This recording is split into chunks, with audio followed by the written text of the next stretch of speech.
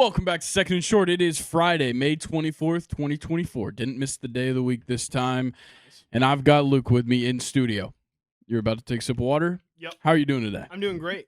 BBL Drizzy. Okay. It's a good way to start the show. Super topical. Everybody's still talking about BBL Drizzy to this point. Yeah, we got a bunch of stuff going on. Paul Skeens made his third appearance today. It was it was actually pretty good. But his team didn't do good. A lot of stuff going on, random stuff around the MLB. They're just, playing baseball as they do. A little bit of NFL stuff, mainly just from like OTAs. We're getting like some news, some sound bites from interviews and stuff, like Justin Fields talking and Kyle Hamilton talking. That's like my notes. But also the Premier League season is gone. It's done. And we're going to do a little bit of a season recap. Luke left all of his notes at home. So we'll see which ones he remembers. Today. But we are off the noggin. I've got mine all written down, ready to go. And then, of course, we'll have questions time live with Nathan here in studio. So, yeah, I think we're good to go into the MLB. Yeah. All right. Go, man. Cool. So I'll start off with Oniel Cruz. He is just otherworldly. He just hits the ball so fucking hard. So in this game yesterday against the Giants, he recorded the hardest hit ball of the season with a 120.4 mile per hour single to right. Oh, my God. Okay. He then hit a double to left field, so opposite field, with an exit velocity of 116 miles per hour. Damn. And then in the bottom of the ninth, with 2 outs, ties the game with a double that also records the hardest hit ball of the season with a double to right that was 121.5 off the bat. So he set the record for the season. And then he did it again and broke it later in the game.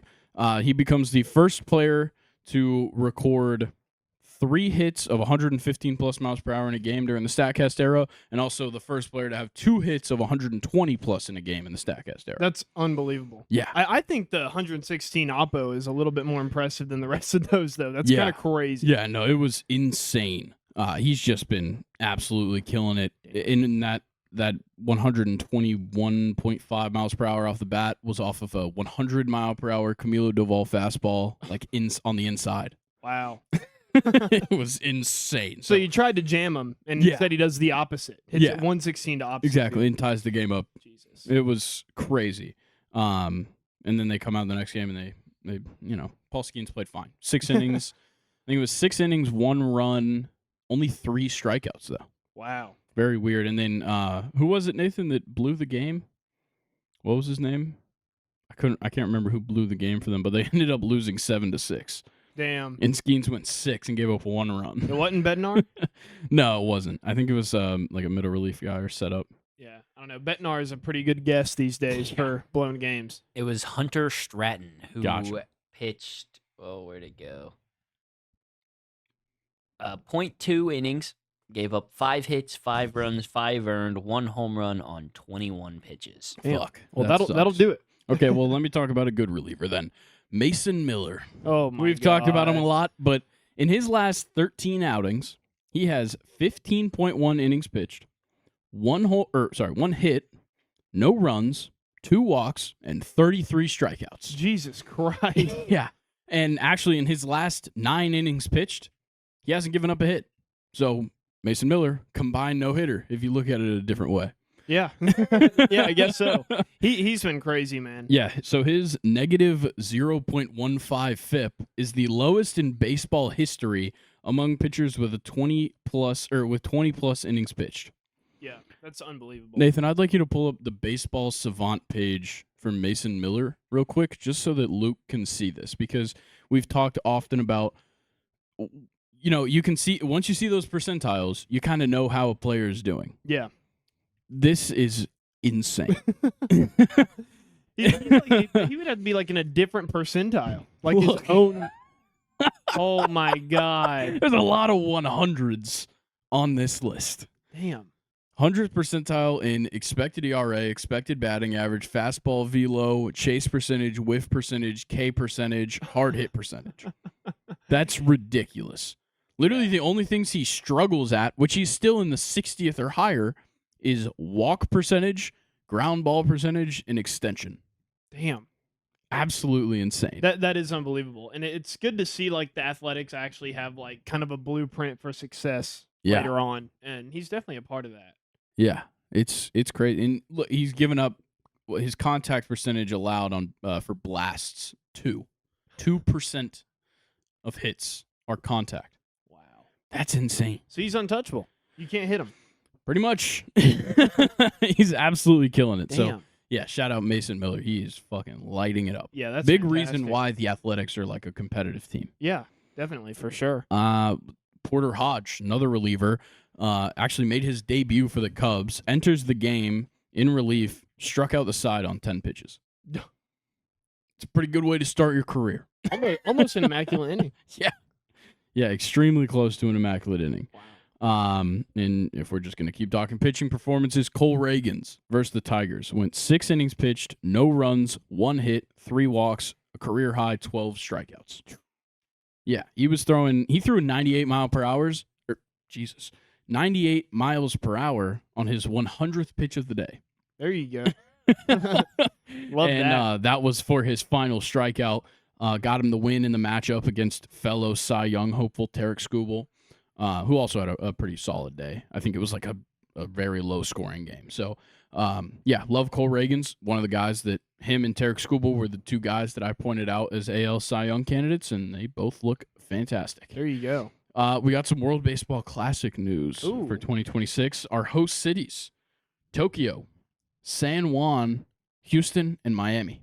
Wow. Yeah. All over the place. Yeah. I'm excited. I love this. Miami was a fantastic city for it last year. That championship game in Miami was electric. Tokyo is obviously awesome. I feel like Tokyo and Miami are the 2 places you have to have it every time. Yeah. And then you can do the other 2, wherever you'd like. Yeah, Maybe sure. throw one in Korea. Maybe throw one somewhere in the UK or in Europe. And then, of course, have one in South America or Central America. And you're set. But I love this setup for 2026. Yeah, it's going to be really cool to see like sold out crowds like all around the world. Yeah. I think for the World Baseball Yeah, Classic. and think about how different that team's going to look because like we kind of talk about this with like World Cups and stuff how like the teams are so different when you go World Cup by World Cup. It's a 4-year cycle. Yeah. And so like going into the 2026 World Baseball Classic, like who knows what's going to be the deal for these teams. That's very true. Yeah. Yeah. So I wish more teams, hopefully, I mean, probably not, but hopefully by 2026, more teams will be more lax on letting their players go Maybe. if they want to go. I mean, Maybe. I'm highly doubtful on that, to be honest. they might be less. Yeah. But I think it'd be really cool. I wish there were more Yeah, players that would agreed. go. The Cardinals have ended the Orioles' streak of 106 straight series without being swept.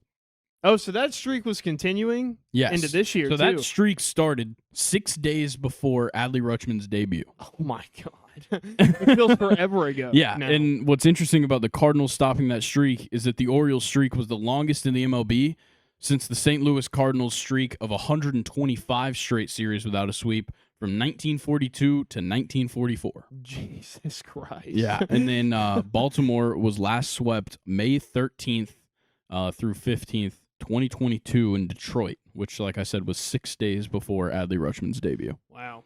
Finally came to an end, though. Their tear. Yeah, and it's not like they're a bad team. They're still amazing. Yeah, for which sure. is nice. Back to the pitching performances, though. Max Fried spun a gem against the Cubs. 9 innings pitched, 3 hits, 2 runs, 1 earned run, no walks, 9 strikeouts on 105 pitches. Ooh, there you go. Solid day for Max, showing off that Maddox archetype in Chicago. Yeah. Um, It's been a good series, by the way, too. oh, Very it has. underrated Shut him out in between this last Braves game. Oh, really? Yeah, we now lead the league in shutouts. There you go. Good. I think AJ Smith-Shawver went 4.1 today. Pretty solid, and then the bullpen carried him, so that was awesome.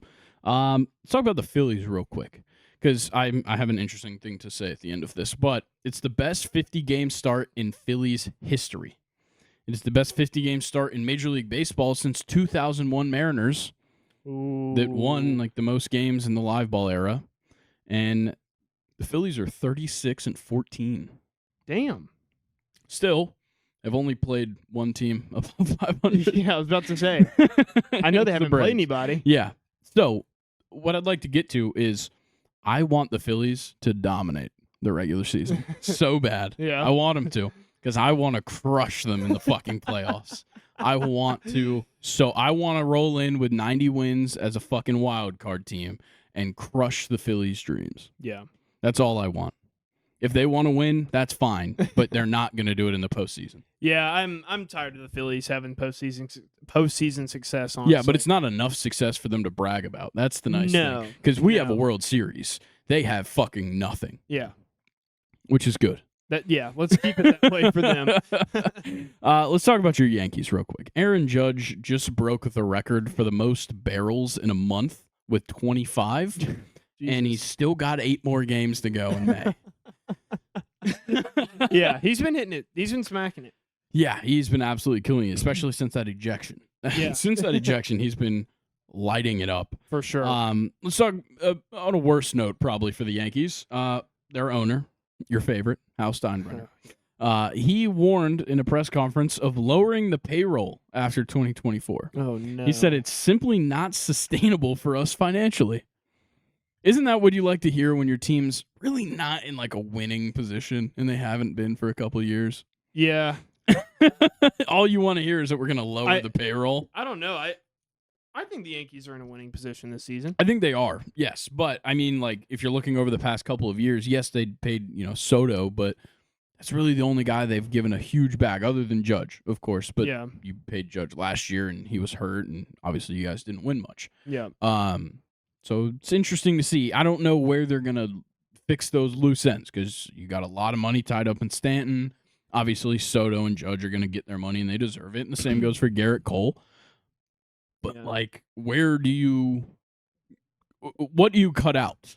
Because there's everything you've got right now, you kind of need. Yeah. I'm kind of leaning towards 2 guys when you say that. Carlos I Rodon. think, I wouldn't say Carlos Rodon. He's getting paid a decent amount of money. He is, but he's finally turning up this year. That's true. I would say guys like DJ LeMahieu. I know he makes He's a lot of gotta money. go. He has to go.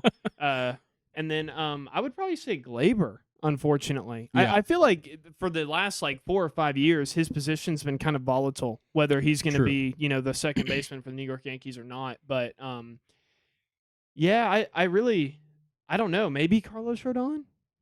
Maybe. I just think if Garrett Cole's going to come back healthy from this injury, then you don't need Rodon. No, and Stroman's been fine. Yeah, Stroman's been fine. Nestor is kind of figuring himself back out again. Clark Yeah. Schmidt's been pretty good, so I wouldn't be all that mad. And Louis Hill has been pretty solid. Yeah, for sure. Yeah, I don't really. The Yankees just have. That's just not good to hear. I'm struggling with this right now because, Yankees history has always been to just go out and get the best player in free agency and give them a shit ton of money at that. So why?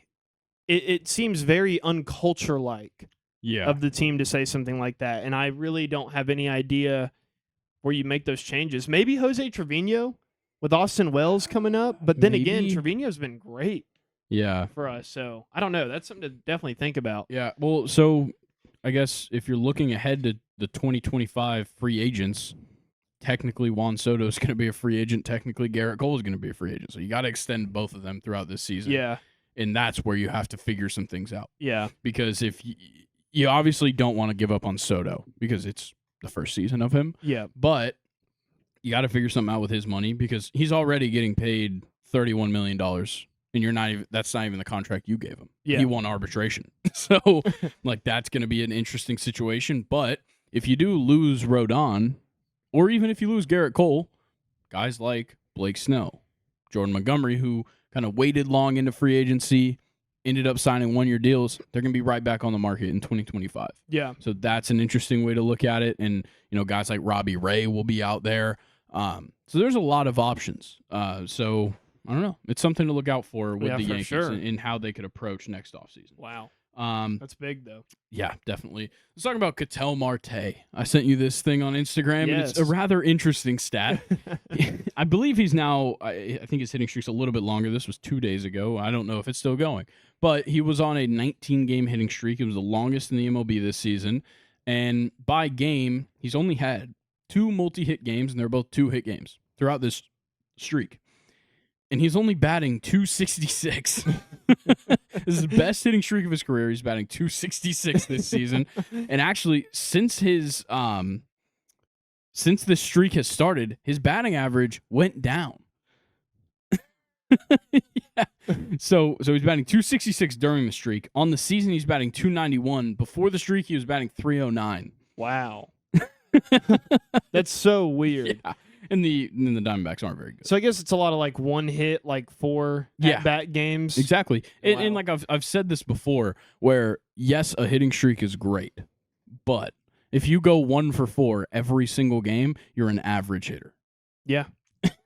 Like really, you're batting 250. It's honestly below average. Yeah. And you got 162 hits. Yeah, that's not great. That's weird. Yeah. How it works out like that, because then again, though, it's still valuable that like Definitely. you for 20 plus games you've been on base via a hit. Yeah. Yeah. So that's weird. It's I an don't really interesting know how thing to think take about. that stat. But that's also like why we talk about how like batting average isn't the most important thing. Yeah. Because this guy, he's doing super well getting hits. Well, his batting average isn't even that high. But also his OPS is super low. He's not getting a ton of extra base hits. He's only got an 862 for how good he's doing average-wise. He's not showing it with extra base hits. Yeah.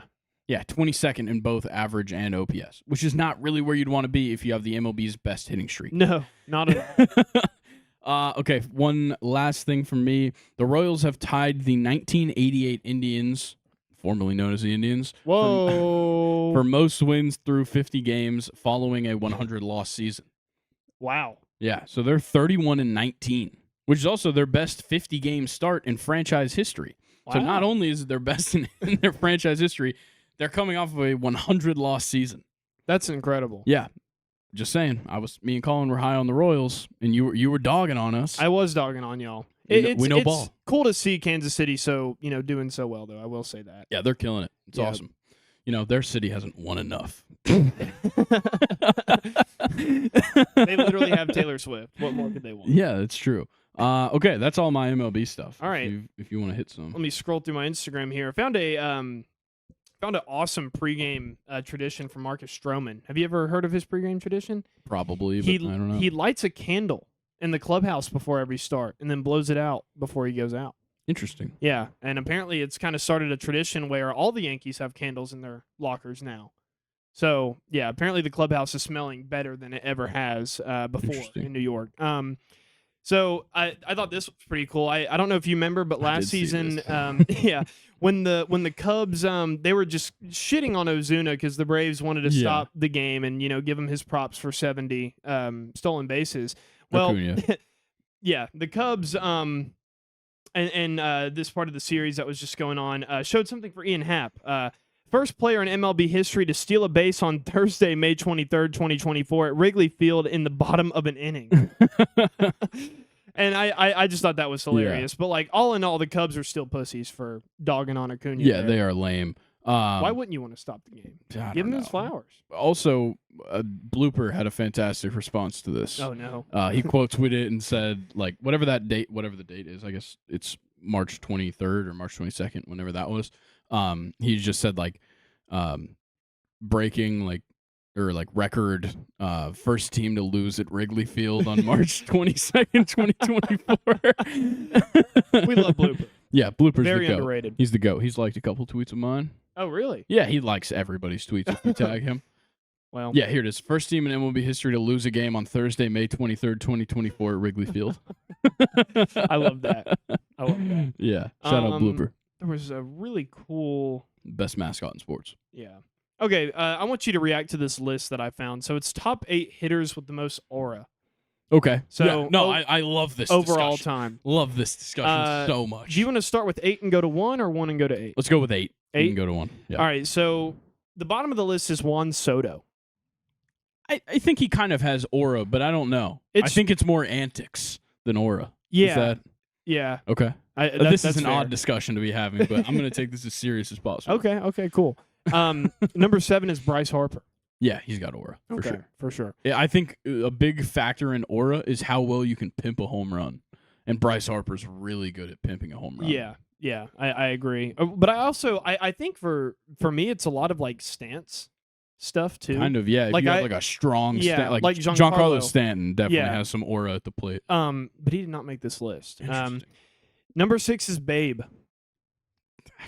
Fuck out of here. His aura was like the smell of whiskey and hot dogs. Really put some fear into the pitchers with the smell. Yeah, they probably could smell him. Number 5 is the Kid, Ken Griffey. Oh yeah, well, big time aura. Yeah. He probably should be higher. Number 4 is A-Rod. I didn't get to see his prime. That's the only issue with A-Rod. Yeah. And so, like, I don't know. It's hard to speak from of what him. because I saw the tail end of his career. Yeah. And that was steroids, but also not, amazing. Yeah. He was still very good, but not amazing.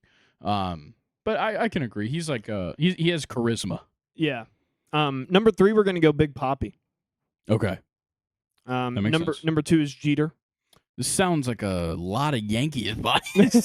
Just saying. This is not from a Yankee account, by the way. Big Papi for sure. Jeter, I don't know about as a hitter. Yeah. I think as a player, yeah. But if we're talking at the plate, I don't think that many people were scared of facing Derek Jeter at the plate. Okay. Actually, so I read this list wrong. It is just best auras of all time. Okay. Do you have a guess at who number 1 is? I really don't know.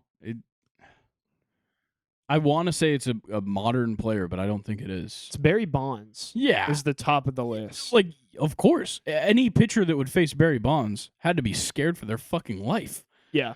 So, that makes a lot of sense. All right. I like that. So, yeah, that was top 8 players with aura in MLB all time. I think it's hard to rate. I think it's hard to even say that players back in the day had aura. Really? Yeah, like other than like before like the 80s. Yeah. It's hard to say you had aura when like the commentators were speaking in a transatlantic accent and like everybody in the clubhouse was drunk, including the manager. That's fair. That's fair. my only problem with assessing the aura of players in like the 70s. Like, dude, Babe Ruth did not have aura. Babe Ruth was a fat alcoholic. Yeah, that's very true. Then again, though, like there really isn't a lot on Babe Ruth for him being like one of the best of all time. Yeah, I feel like, but like, would you not say that like Ronald Acuna has better aura than Babe Ruth? I'd probably. Yeah, like Fernando Tatis has better aura than Babe Ruth. Like those are just all like obvious things. Yeah, but also. It's because we are in this era of like expression in the MLB. That is true. I think that's a big part of it, at least for me, where like it's hard to say that guys like back in the day had a lot of aura because, they were playing them on black and white TV or fucking radio. Yeah. Well, I have one that I think the list missed pretty bad. As much as I hate this guy, I would probably give it to Jose Bautista. He had some aura too. Some aura. So does Josh Donaldson. He's a scary motherfucker. Yeah. I would be really afraid to piss him off. Yeah, I think he's got aura. Okay. This would be. I wish Ethan was here right now. Ethan's the resident aura analyst. All right, great. You want to talk catchers now? Let's do it. So here's a John Boy clip of the best and worst blocking catchers, and I'm going to quick fire it because I had. Wait, can I take some guesses? Sure. Okay. Yeah. One of the best blocking catchers. Well, here I'll help you out. There's a bunch of catchers, like 6 or 7, that have 100%. If it's in the dirt, they blocked it. Gotcha. Yeah. Is one of them Adley? No. Really? What about William Contreras? William Contreras is actually bottom. Oh, okay. Yeah. His blocking's bad. His framing's good. Yeah. Trying to think because that Brewers catching system is just so good. What are they doing in Milwaukee? I don't know, but they figure things out with catchers. Huh. Like they turned Pena into a good catcher. They turned Yasmani Grandal into a good catcher. A lot of players. I'm trying to think of guys that are good at blocking because you got to be agile. I feel like JT's pretty good at it, but also like he doesn't have a lot of pitchers spiking balls in the dirt. Yeah. So maybe JT Realmuto? I think he's also towards the bottom. Interesting. Yeah, of blocking. Maybe I don't have a good idea of who's blocking pitches well. Yeah. Well, I have the list here, and I'm going to have to quick fire it because it is like a reel on Instagram. So, Bo Naylor, Travis d'Arnaud, Carson Kelly, Jan Gomes, Henry Davis, and Jose Trevino are all 100% blockers. That makes sense. So now defensive catchers. Yeah, bottom to like 5, William Contreras, 75% of pitches he's blocked, which is horrible. Yeah, Jonah Heim is second worst. Tucker Barnhart, Tyler Stevenson, and then is it Kiebert Ruiz? Cabert Ruiz. So what I will point out about all of those catchers at the bottom, they're all big guys. Yeah. They're all like kind of like the big oaf behind the plate. Well, it's been interesting because I've heard I feel like I saw this one stat where it's like there's been more pitches in the dirt this year than there has like in a while. Guys are so freaking out about spin rate, especially on off-speed pitches, that it makes sense. And to that point, I actually had a question to ask you because I know you've played some catcher. I played once. And I know that story. Catcher. It's bad. But shout out Jared. Jared was the starting catcher on that team. And our producer two Nathan, episodes in a row. Our producer Nathan, he can speak on this as well. But a lot of people have been shitting on the one knee stance Offset? this season. Yeah, that's amazing. It's not good for blocking. That's what I've heard a lot of people say. But it's a very good stance. It's good for good catchers. Exactly. You got to know what you're doing if you're gonna set up offset. The pitcher and the catcher have to be in sync if you want to be in that position to just catch an at bat. Yeah. Because it's not an athletic stance. No. Like if there's a guy on base and you're in that stance, if I'm that guy on base, I'm fucking running. Yeah. No question. No doubt in my mind, I'm running during that at bat if you're going to be on it's easy to throw off of. Yeah, but you're just falling into it. You have there's no pop up with it because you can't pop up like that. So it's just a throw, and any good base runner is gonna be safe. But also, not like you have to be very smart and with that stance. But also, it's almost like pitching from the windup or pitching from the stretch. Like catchers switch if they're gonna sit off, if they're gonna set up offset, which leg they're gonna offset. Like they know what they're doing behind the plate and like what the matchup means, what the scenario means for that. I think part of it is just a way to stretch their leg and get their cup off of them a little bit and stop being so uncomfortable behind the plate. It's a good way to not be uncomfortable. Yeah, I think it's a good way to just kind of relax for a second. Yeah, and I think it's also you just got to call fastballs though and just let them rip them in there. So I think it's just also an easier position to get out of because you can kind of spring off of the offset leg, which kind of helps. So I don't know. It's very interesting. Yeah. But you got anything else? No, that was it for my notes. Okay. Yeah. Well, then let's talk a little bit of NFL, and we'll start with your backup quarterback for now, I guess, Justin Fields. He was asked by reporters just kind of about his thoughts about being there, and he said, "I definitely don't have the mindset of sitting all year. I'm coming in every day, giving it all I got." So he's trying to give himself a shot to win that QB job, and I think he does have a shot. But like we've talked about in the past, he's got to be thinking about, or the Steelers have to be thinking about that pick. Yeah. Which obviously it's a late round pick. It's like a 4th, 5th round pick, something like that. So it's not a huge deal. But also Justin Fields was kind of asked about how things ended with the Bears. He said, shout out to Poles, obviously Ryan Poles, their GM. We communicated to him through my agent and told him where I wanted to be, and this was a place I wanted to be. So he honored that, and I appreciate him for that. I'm glad he was able to put me in a spot where I wanted to be at, which is awesome. And what's funny is I vividly remember us laughing at Ryan Poles because one of the first things he said after that trade was that he wanted to do right by Justin Fields. And we were kind of joking like, okay, well, you didn't because now he's a backup. Yeah. And like, whatever. He probably doesn't want to be there. Yeah. I guess he really did, and Ryan Poles honored his word. So that's pretty awesome. I remember when he first got moved to Pittsburgh. That was the first thing that came out that I read was that he wanted to be there. Yeah, that was specifically what he wanted to do. So, which is awesome. Yeah, that's cool for Chicago. I think even though we kind of fleeced him there, I still think it worked out the best it could for both parties. Honestly, I agree. The Bears, I'm sure the Bears are totally fine with where they're at right now. Yeah. I saw some video of Caleb at OTAs. Oh god. It looks good. Looks real good with no defense and no pads. I'm so over like Patrick Mahomes. I would love it if an NFC quarterback could just take the shine away. It would be awesome if the NFC could just take over because all the good quarterbacks in the AFC. Yeah. The top 3 quarterbacks in the league are I'd probably say are in the AFC. Yeah, what? Maybe Russell the top Wilson, 4. Justin Fields, Patrick Mahomes. No. In that order. Patrick Mahomes, Josh Allen, Joe Burrow, Lamar Jackson, Justin Herbert, Trevor Lawrence. Herbert and Lawrence are questionable, but like, and if we're gonna go that far, Tua is in the AFC. Yeah. Aaron Rodgers is in the AFC. Did we say Lamar? Yeah, I said Lamar. Okay. Yeah. So yeah, like literally all of the top quarterback talent is Pretty in the AFC. much. So the NFC needs some, and we've got Kirk Cousins and Caleb Williams. Yes, sir.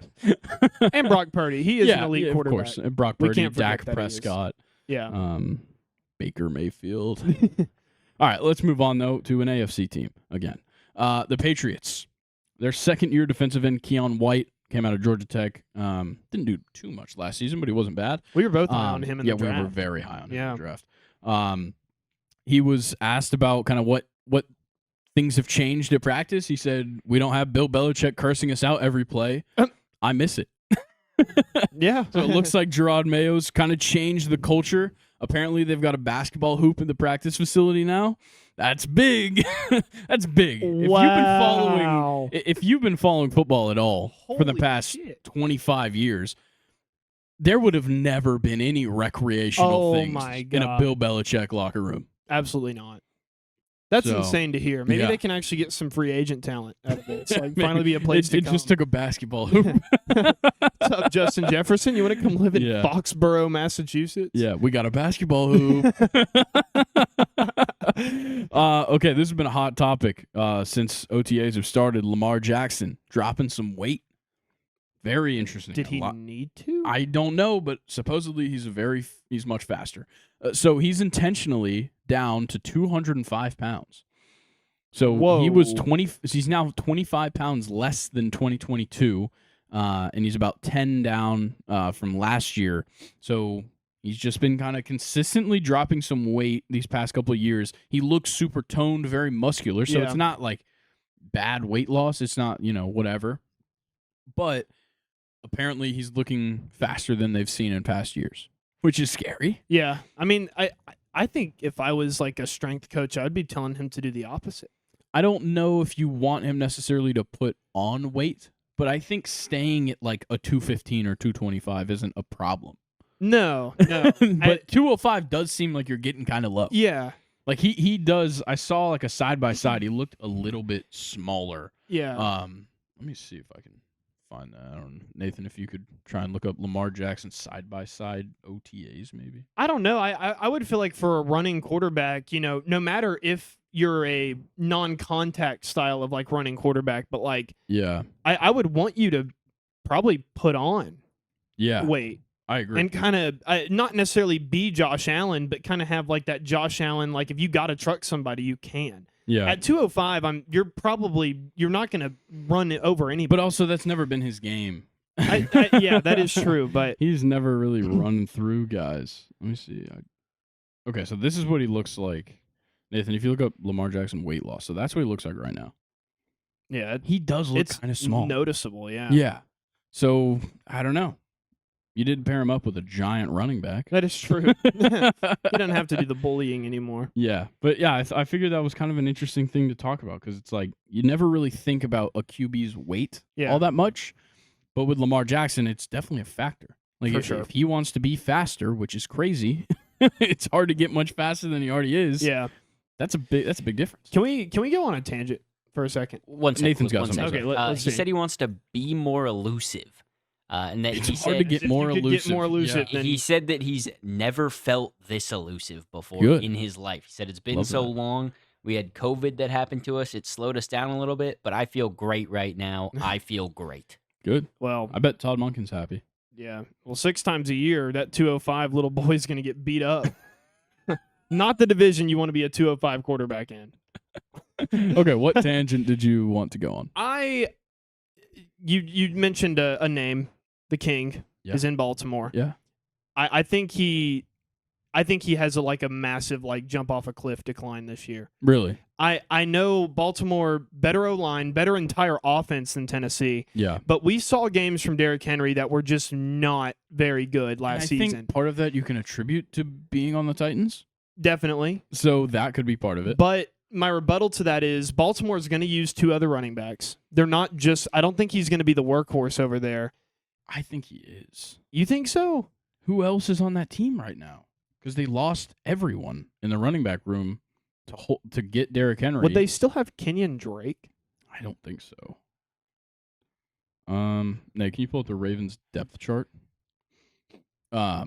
because I know obviously J.K. Dobbins and Gus Edwards are both on the Chargers now. So it's just Justice Hill and then Keaton Mitchell, who really hasn't done much. He had like one good game last season. He was an undrafted free agent. Yeah. So it's really just Derrick Henry, Justice Hill.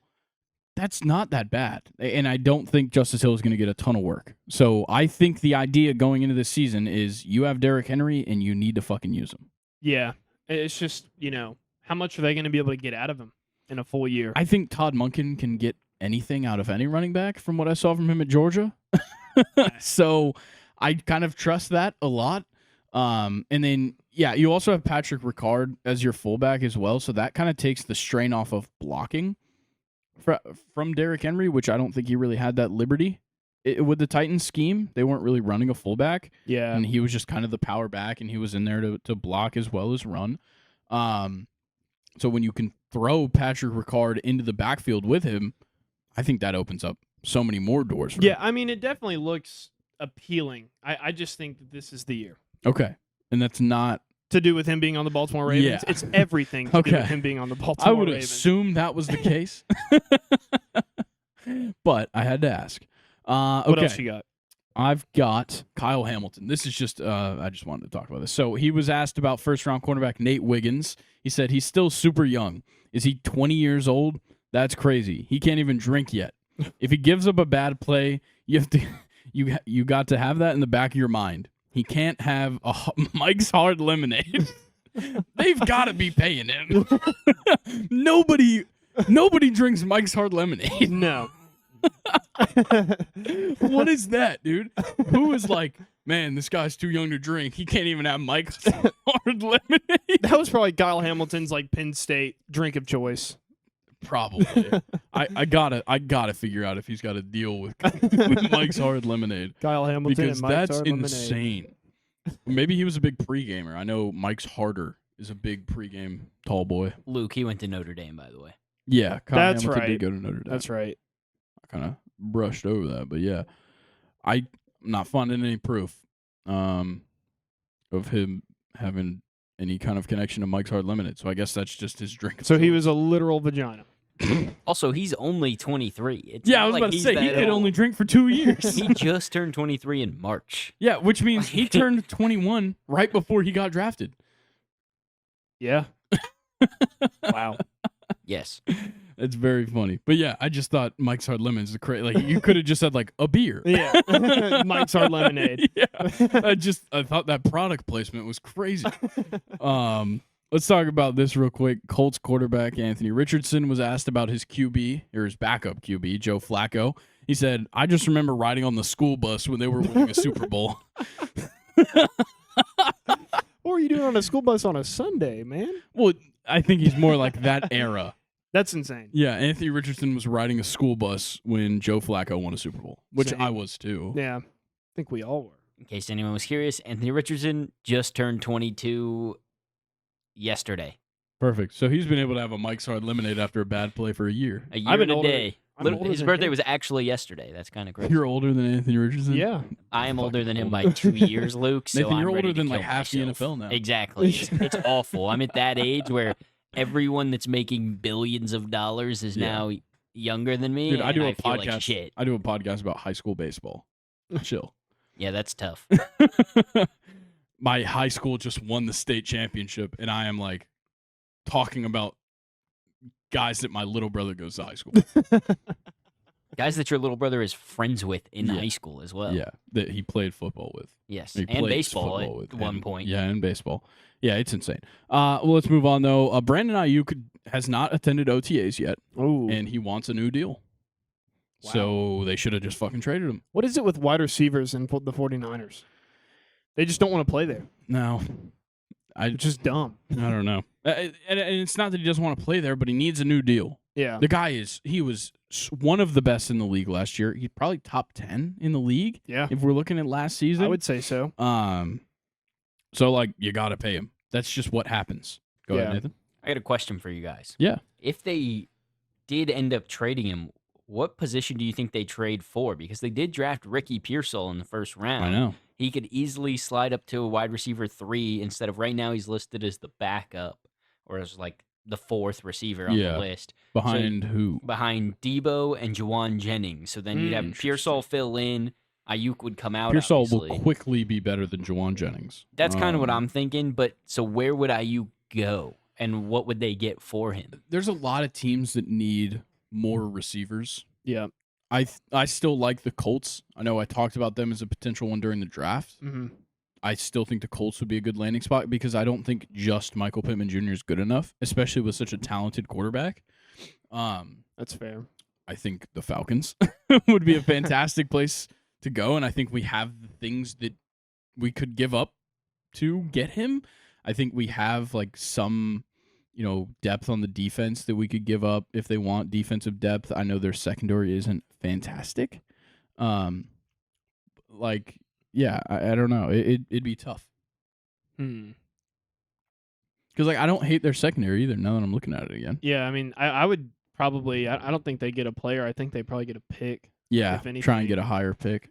You could get a second-round pick out of Brandon Ayuk.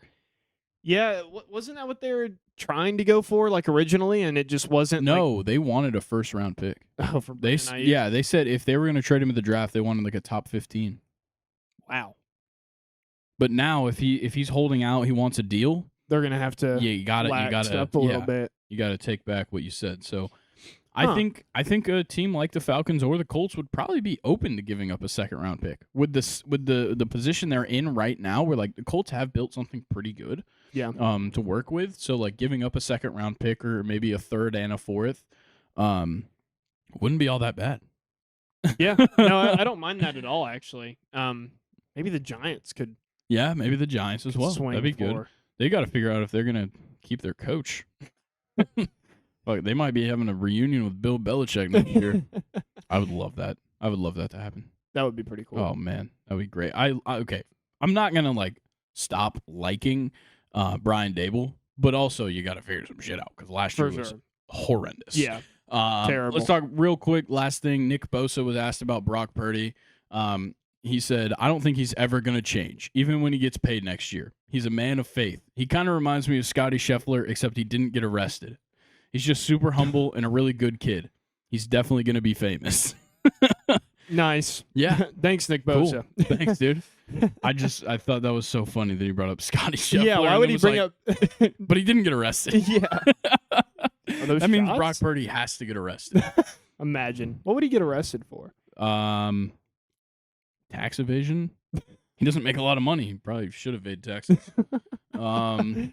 Yeah. I don't know. I was going to say some Stetson Bennett charges, but Brock Purdy doesn't seem like that guy. He probably chills out at the apartment, drinks a Mike's Hard Lemonade. Nah, he's definitely a light beer guy. Yeah. Brock Purdy, gotta be crushing light beers. All right, yeah, that's kind of all I have for the NFL. Do you have anything?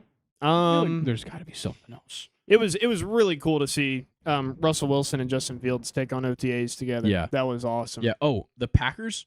90 of their 91 players were at OTAs. That's what you want. That's amazing. That is what you want. Who was the one guy? I don't know who it was. I think it's probably a guy that just needs to get cut. Yeah, probably. Wow. He probably will be cut by the end of the week. Yeah. As the only guy. Yeah. Let's see. Anything else? I'm looking just like the headlines on ESPN. The Eagles signed John Ross. I remember one thing from my notes that I left at my house. Yeah. Russell Wilson has thrown the most touchdown passes since 2015. Wow. That's more than Aaron Rodgers. That's crazy. And Brady. Very surprising. All those guys in there, yeah. Very surprising. Just did some research. Okay.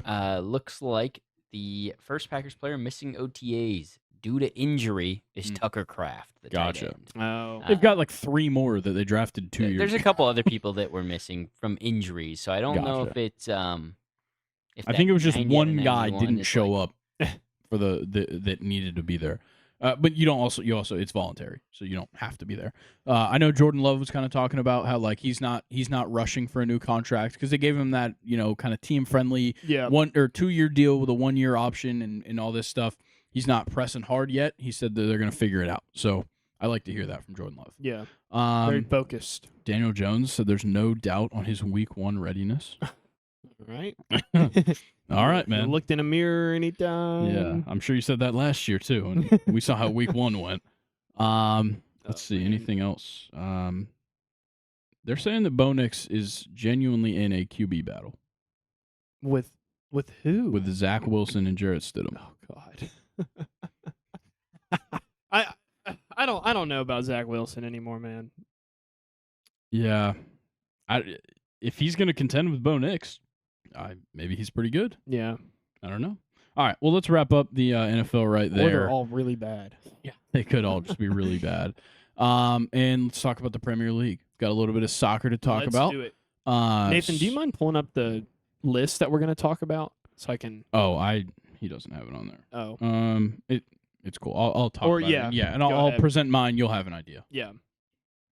It's not a lit. I typed it.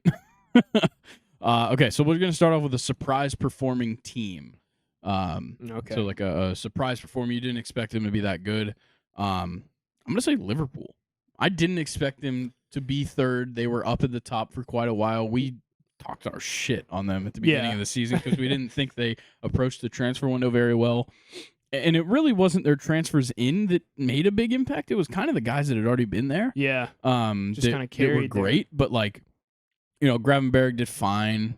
Endo did fine, but I wasn't expecting them to be third in the table, especially after last year, like really not having a good year at all, and then not having a great transfer window, at least from what it looked like. But like the fact that they ended up here third in the table. After being, they were top of the table for like I think a total of like 7 weeks this year. Yeah. So like that's a big deal for them, and like literally the season ends, their manager's gone. Yeah. Their manager's gone. I'm hearing word that Alexis McAllister has a $60 million or a £60 million buyout that somebody might be buying. Ooh. I don't know of a team yet, but like that would be an interesting one. Yeah. But like. Literally, the guys that are just getting in are already heading out. I don't know what their outlook is with a new manager coming in, but it doesn't look great. No, there's not really a good pool for managers this year. Like I'm kind of looking at the ones that might take over Chelsea, and it's just kind of like, Poch definitely was the better option. Yeah, I definitely agree. Yeah, he might find himself a very good job somewhere. Yeah. And that's something I think we'll start getting into that kind of stuff next week. Yeah, the manager news is going to be really hyped this year. Trust me, I've been blowing up your phone with manager news as I get the updates. More so than any other year. Yeah. That I can remember. But for my surprise team, I'm going to go with Everton this season, a team that I thought... Like a good surprise? Yeah. Oh. Yeah. Interesting. A team that I thought, the points deduction fucked them. We'll start there. Even last season, I kind of thought that Everton, like their time in the Premier League was probably like fading away. Yeah. Which is crazy to say because, back in our day, they had, like a awesome Lukaku and awesome Ross Barkley. They weren't bad at all. They always had just guys. Yeah. There's one guy that I'm not even going to mention. He's Icelandic. There's no reason to bring him up. No, bad guy, but good player. Yeah. At times, he was a great player. Wasn't his name Wander? No. Okay. Well, anyway. He probably wandered his way into some places he shouldn't have been. No, like Everton, like you said, historically, they've had very good teams. They've had just like very good players. Yeah. Vertonghen was a great center back for them for a long time. So like, like Phil Jagielka. Yeah. Just was on just the field dogs. a lot. Just some dogs. Yeah. But yeah, I kind of a weird surprise team, but honestly, out of the 20 teams here, Everton definitely surprised me the most in a positive way. Yeah. And obviously, like once again, if you want to just if you're going to be like, well, how are they good? They finished 15th in the table. They got a points deduction. Yeah. It did like right into the year too, which really derails your season. And on top of that, did not have a good year last season either. No. At all. No. So Everton, and they didn't really bring in much talent either. Yeah. I think the other team that I could say, like an honorable mention, definitely Aston Villa. Probably the most obvious one. I don't know. I was kind of looking. I was expecting a very good season at Aston Villa, so like it didn't really catch me as much off guard. My honorable mention for this Champions League is kind of crazy, but I expected them to at least be a top 6 team, and that's what they did. My honorable mention would be Crystal Palace. For sure. Halfway through the season, you fire your manager, and you end off the season 5 wins in your last 6. Yeah. Obviously, like you see that horrible drop from in their position in the table all the way down like into like 16th, 17th in the table. Yeah. That's when Roy Hodgson was having the issues, and they finally fired him, and then they kind of just figured it out. and climbed all the way up to finishing 10th in the league. Yeah. I thought they did a lot of great things in that second half of the season. Somebody may have won a job over there. Maybe. What's our next one? Let's talk surprise performer on the players' side. I've got 3 guys listed here that caught me off guard. Obviously, Cole Palmer was a surprise to everybody. I think Dominic Solanke was a bit of a surprise. I knew he was a good goal scorer. I didn't expect him to be that good. Yeah. Like, he was very good, tied fourth in the league. I think a couple of guys had 19 goals. He was one of the top ones. I was super surprised by him. And then Jared Bowen as well from West Ham. He had 16 goals this season. Wow. Yeah. I like that. Also, Cole Palmer for me. I would also go maybe Ollie Watkins. Yeah. He had I've got him. I've got him as a mention for player of the year. Yeah, I did too. A couple of players on my notes were repeats. Like, I have Cole Palmer for like 3 of them. I do too. But trying to think, I'm pretty sure I had another guy on this list. This is surprise player, right? Yeah. I'll go ahead and throw another one. Bernd Leno at Fulham. 10 clean sheets this season. It was phenomenal. I did not expect that. He was solid. I think you could say Heung-min Son too. Yeah, he was like surprisingly very good. I think he, just to kind of like foreshadow, I think he was my comeback player of the year. Yeah. Yeah, I had him as kind of a comeback player of the year, and I don't know, I kind of gave up on that comeback player of the year because it was just an interesting. Yeah. It was hard to figure out because like some guys, a guy could miss like 2 months last year. Maybe he still had a good season, but he missed time or whatever it was. So like, I wish I could have had Reece James for my comeback player of the year. Yeah. That would have been But he nice. will never come back. Yeah. All right, let's move to the underperformers, and we'll start with a team. Mine's Brighton, finishing 11th in the table after what we saw out of them last year. It was such a great manager that is literally about to take like a top job in Europe. Like, it's crazy how they fell off, especially there at the end of the season. For sure. I have 3. Okay. One of them was Brighton. Yeah. I'm completely with you there. And now you could argue the injuries definitely didn't help them, but also I don't know if it really would have been much different if they were healthy, to be quite honest with you. Definitely Manchester United. Yeah. Duh. And then I want to go with the team in 9th place below United, West Ham, who started so well and promising. And you and I both talked about it. We thought they had depth. They pretty much had a good starting 11 at every position. But something just happened to them second half of the season where they just became average. Collapsed. They were getting really streaky. It was like they couldn't put together a few wins in a row after like I don't know their 19th match or so. Yeah, like they got those 3 straight wins that put them up kind of near like 6th place in the table, and then they just plateaued and then dropped. Yeah, it was kind of weird how their whole season ended.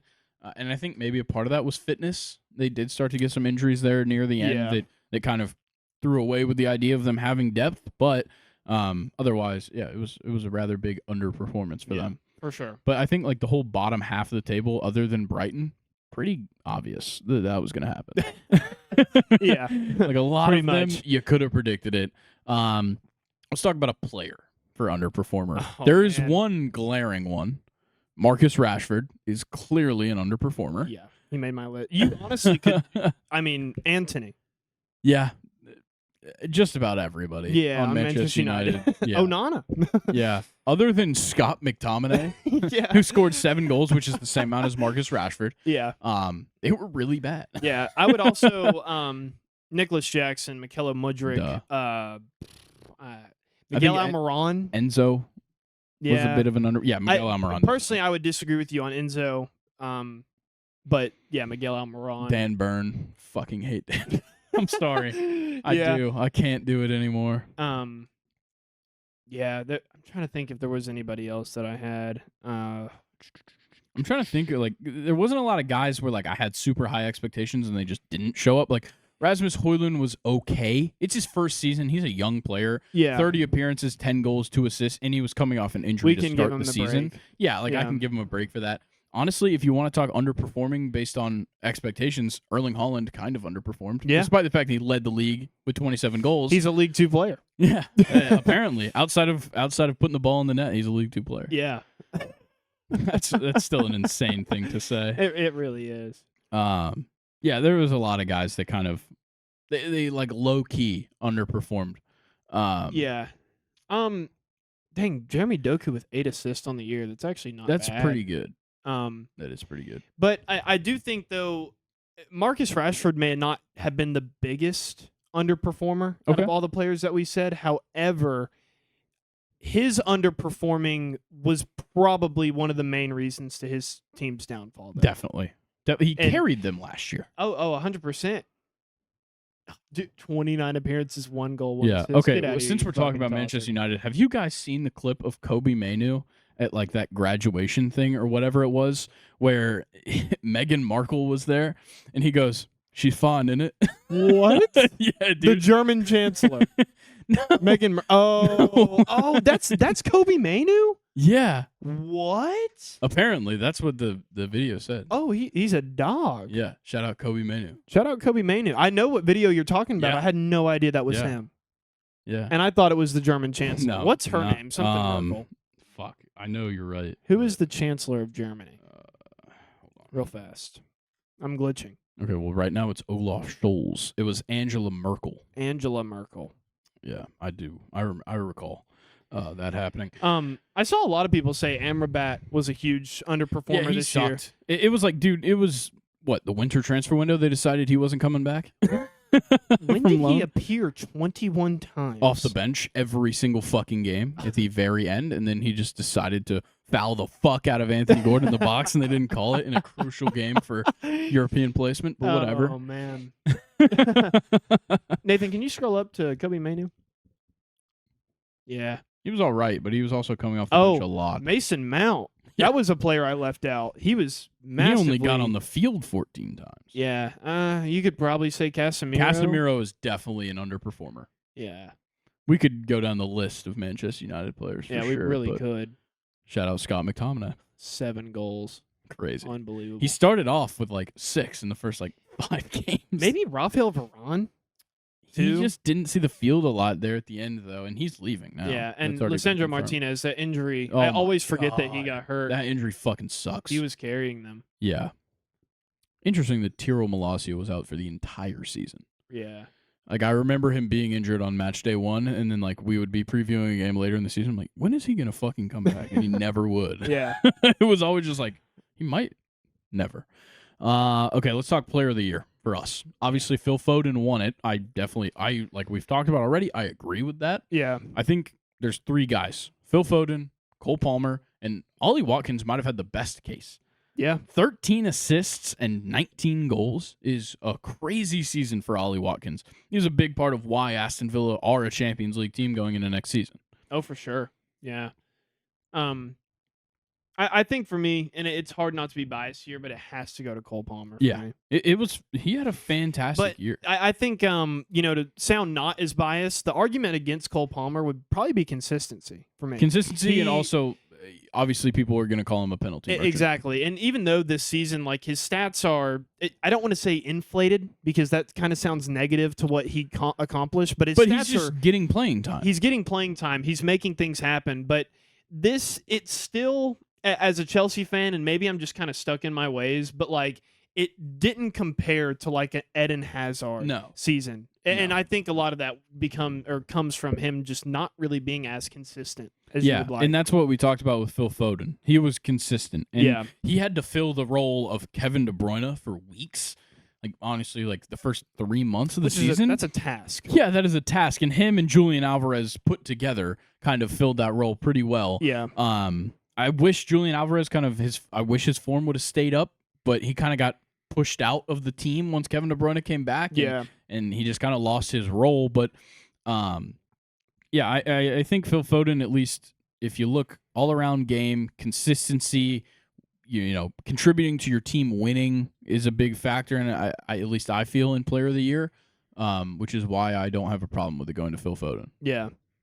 I just thought of somebody for a surprise player to go back to that real fast. David Raya. Yeah. Arsenal Insane. Goal. Yeah. Insane. Crazy season. What was it? 16 clean sheets? Yeah, I think it was. That's Nathan, if you want to go back ridiculous. to it, he may have been top 3, or he may have led. He the was league. number 1. I know that. Yeah. 16 clean sheets for David Raya. Bro, Jordan Pickford. Yeah. In second with 13, Yeah. a 15th place team. Yeah. It's pretty surprising. Yeah. Let's talk young player of the year. I think to me there's like two really good candidates. Yeah. Obviously Cole Palmer is one of them. Yeah. I think Anthony Gordon as well. Anthony Gordon had 20 goal contributions. For sure. I want to add Kobe Mainu to that list as well. May have not been like the best like ratings. Like he's not going to push your ratings or get like the best stats, but for the position that he came into, a Manchester United center mid as a teenager in a honestly a failing team. Kobe Mainu was bump the glove there, was not close to being one of the worst players on the team. No, not at all. Which I think says a lot about him. I agree. Great. I agree. I think okay, first of all, I don't know what they consider young player. Because I'm pretty sure last year Erling Haaland won both. Yeah. I'm pretty sure he did. Not young. I guess he's 23 and Cole Palmer's 22. So maybe. I don't know what the cutoff is though. So, like, is it 24? Is it 25? Like, I don't know. Because Ollie Watkins, he's 28. I knew that. But I don't know what the cutoff is. Because Anthony Gordon's 23. So, like, I have no idea what the Maybe cutoff they is. should make it, like, strictly, like, you can't be older than 20. But then you'd just be, like, some years you'd just be picking from guys that just don't play. I don't know. There's got to be one or two. Oh, yeah, but then it's not as impressive. Yeah, but I think when you get into like the 21, 22 range of like soccer, especially, you just have like almost too many. Yeah, guys to I think pick it's from. also dependent on the league. It's really hard to break into the squad of a Premier League team at 20, whereas Barcelona could fucking put out a starting 11 of 20 and probably finish like Champions League. Yeah, probably. But I don't know. It's interesting. But I thought Anthony Gordon he got a little bit overshadowed just by Newcastle struggles and everything else going on with the team, but he had a great season. And he made the Euro squad for England. So there you go. That's something to hang Very excited to see him and Cole Palmer. Agreed. Yeah, that's going to be fantastic. And I think Trippier as well got the call up from Newcastle. Nice. That's the other one. What about manager of the year? I think it's Ange.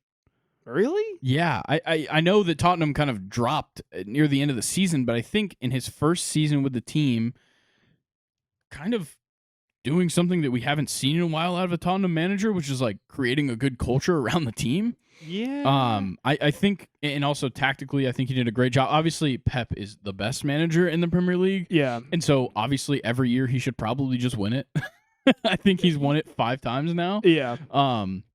So like, yeah, it makes sense. But I think if I want to pick somebody that's not Pep, I think the most impressive to me was Ange, because the way that he kind of changed the culture around Tottenham with the best player in their team's history leaving, like that's a big deal. Yeah, I think if we're looking through your glasses, I would give it to Poch or Emre over Ange. No, those are also both very good options, but also Poch just got fired. Yeah. So it's like, it's hard to say he was the manager of the year. Poch shouldn't have gotten fired. No, he should not have. He shouldn't have. And they did say it was mutual, but, somebody's always more into it than the other.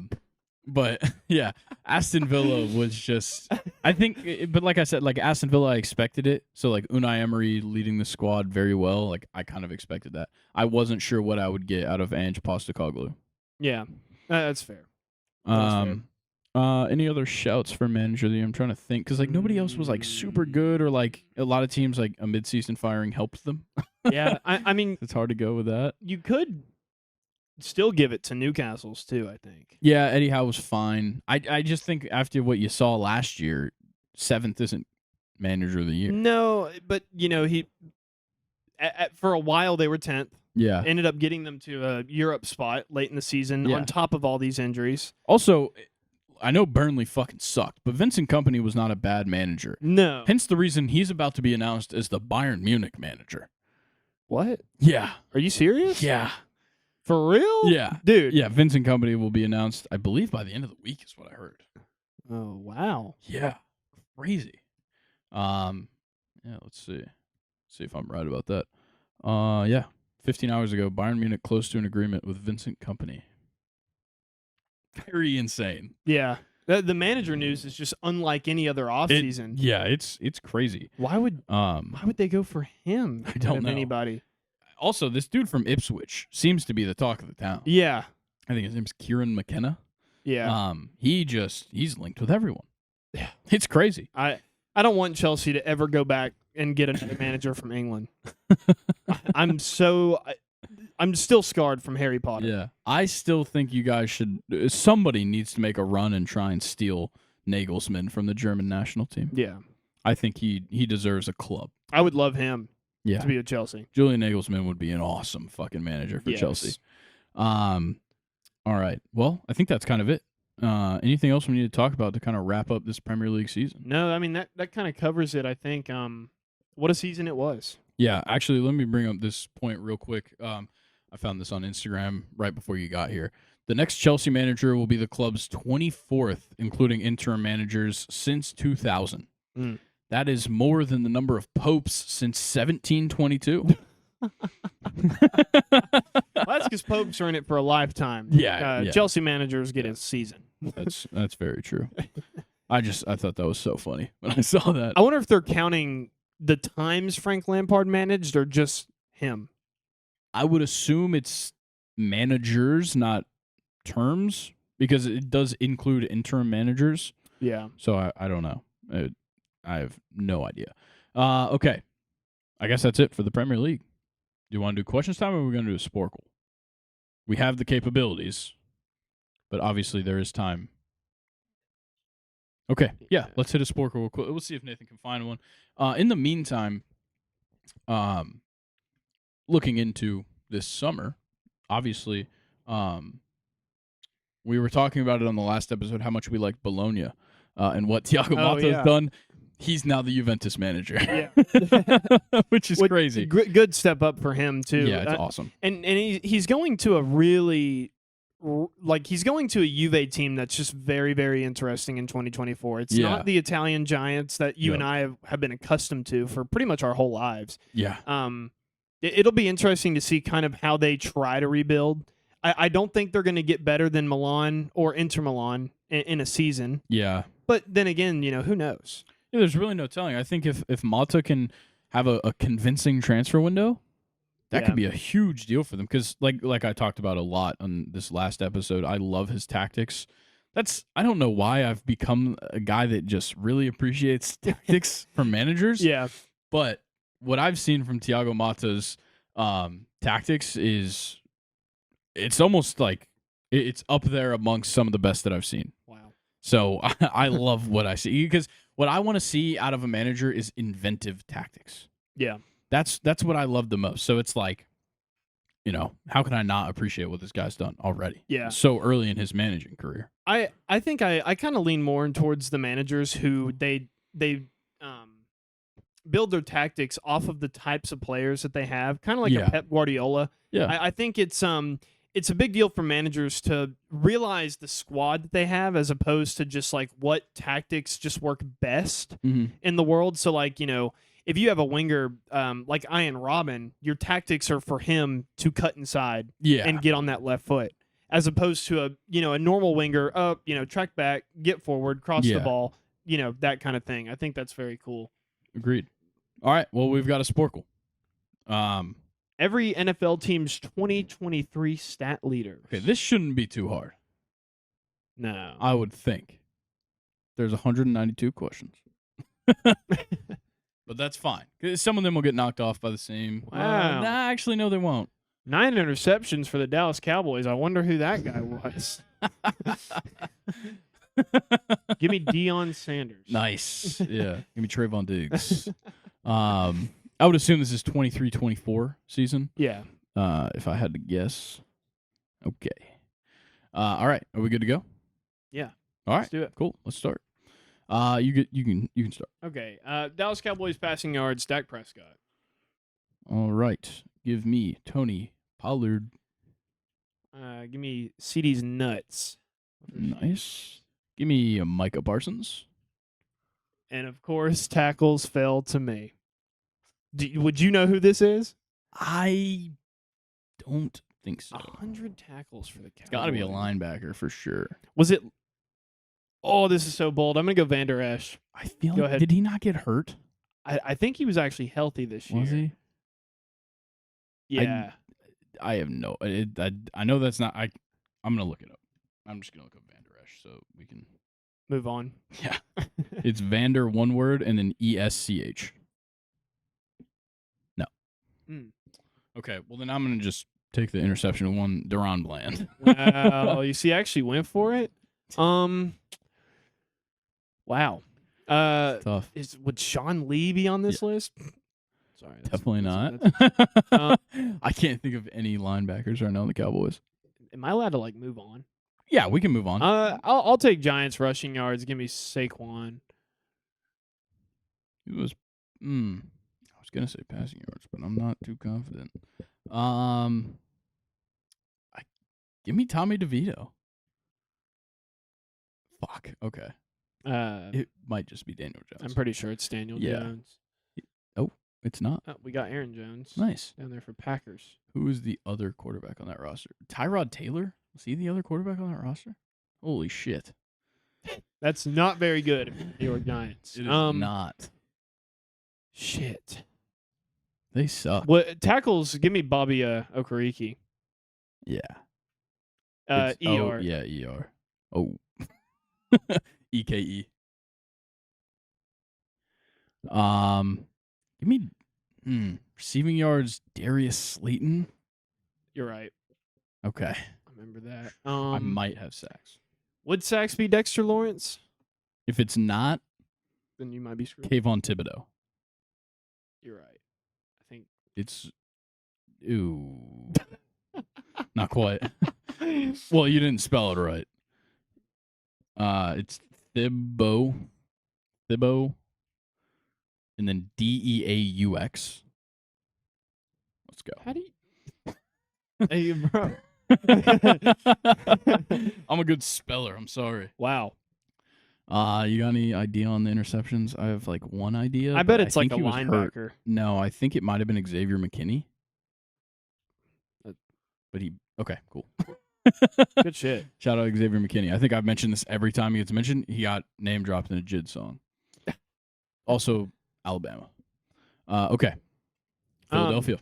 I'll go ahead and take passing yards. Jalen Hurts. Nice. Nathan didn't even give you a chance to talk. No.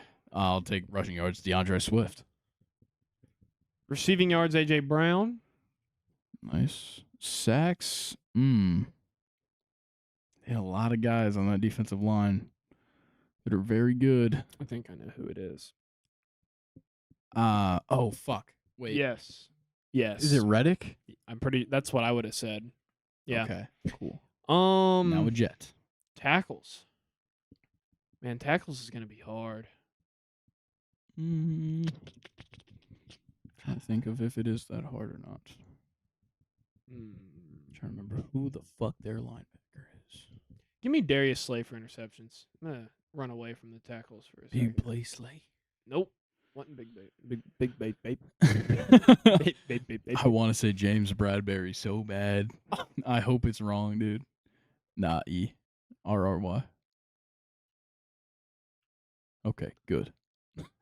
That's good. Dude, their defense was so fucking bad.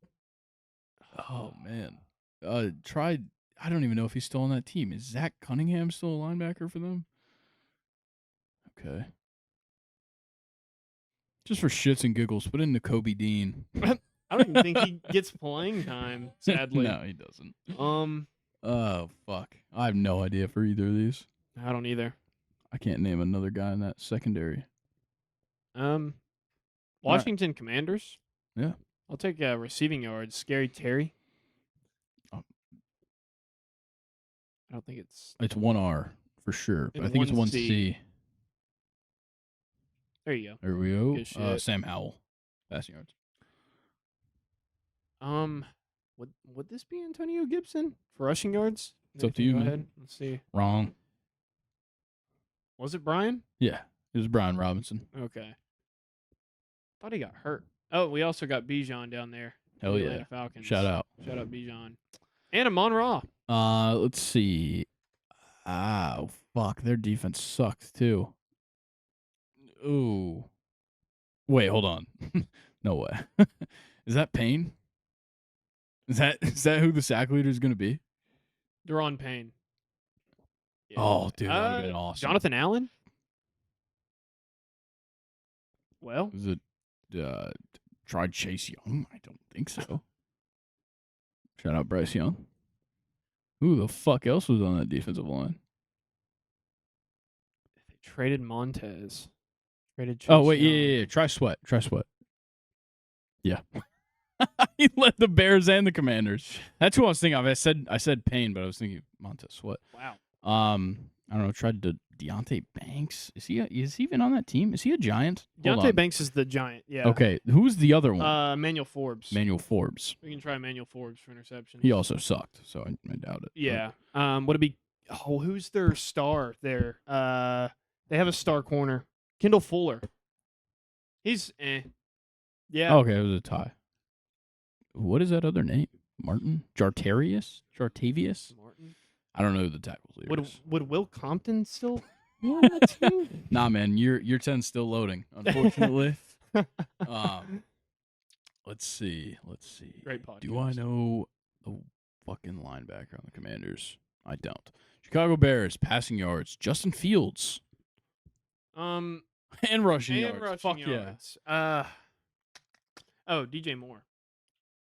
For receiving yards. I know who tackles is actually. I'm going to pause for a second. Okay. For some breaking news that I just got. Breaking news. NCAA power conferences agree to allow schools to pay players. NCAA will pay over $2.7 billion in damages over 10 years. Holy shit. So wait, they're getting paid by the NCAA? Or by their college? I don't know. I'm trying to see if I can... Because if they're all employees of the NCAA, it's going to be so easy to unionize. That's very interesting. NCAA PA? Yeah. The NCAA Players Association. That would be... Because if they're part of their university, it's much more difficult because of private schools. Yeah. So they're not part of the government. It's very different. Sources said the parties also have agreed to a revenue sharing plan allowing each school to share up to roughly $20 million per year with its athletes. Holy shit. All Division I athletes dating back to 2016 are eligible to receive a share as part of the settlement class. In exchange, athletes cannot sue the NCAA for other potential antitrust violations and drop their complaints in 3 open cases: House versus NCAA, Hubbard versus NCAA, and Carter versus NCAA. Oh my God. This is a big fucking deal. Jesus Christ. This process is expected to take several months, and sources said schools likely will begin sharing revenue in fall 2025. Yeah. The NCAA's Board of Governors and leaders from the ACC, Big 10, Big 12, SEC, and Pac-12 voted to accept the general terms laid out in a 13-page agreement.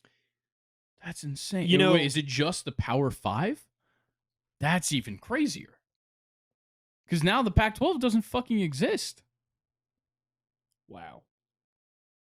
That's insane. So for a little bit, there's going to be conferences that can't. Yeah.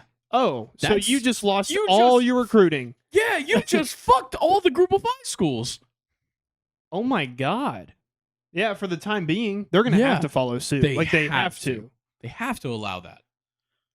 Wow. This is as divided as you could make the Power 5 from the Group of 5. Yeah.